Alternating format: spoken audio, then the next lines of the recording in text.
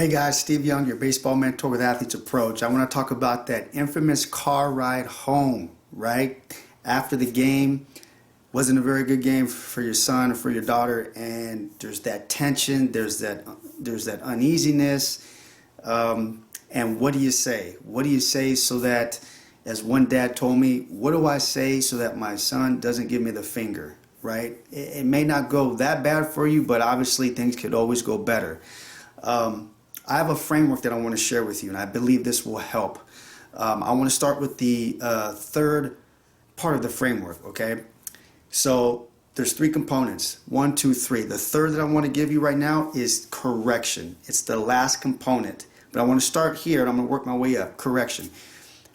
Please keep in mind that there's a lot of different sources that your son or your daughter can get correction from.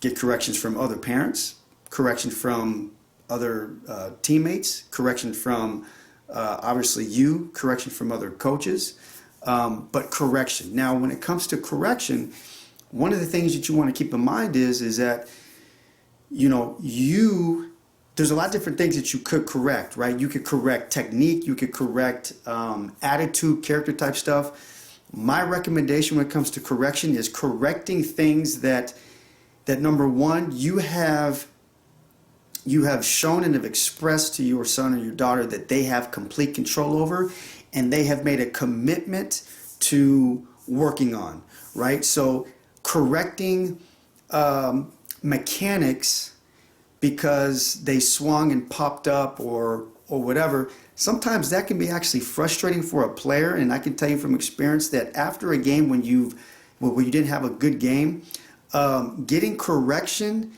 on the car ride home when you don't have an opportunity to really implement those corrections, it just can be frustrating. You're already down on yourself. You already think that you were a part of letting your team down. You didn't meet your expectations. They probably feel like they didn't meet your expectations.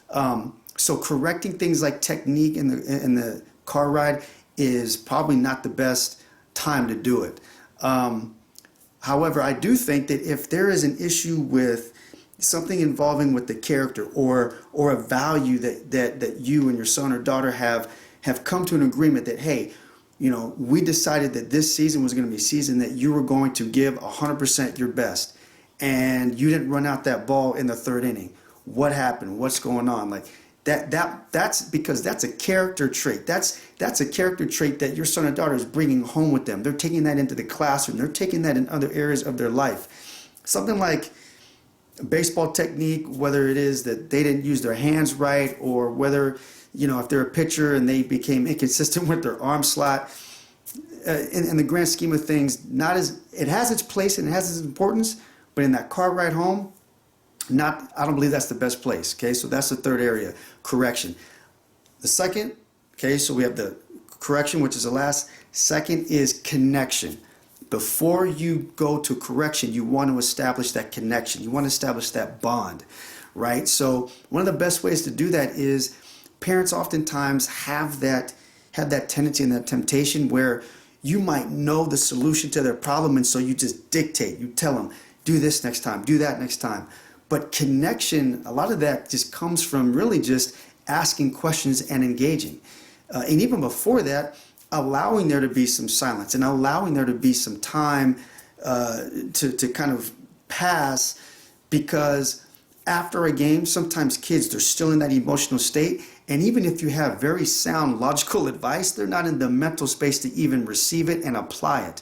But if you wait a little bit and then engage them, because remember, for Athletes Approach parents, and some of you guys that watch my content know, one of the keys that your role is to help them to discover things about themselves. And one of the best ways to do that is through questions, engaging them with questions. Hey, in the third inning, in the fourth inning, I saw you look at that called third strike.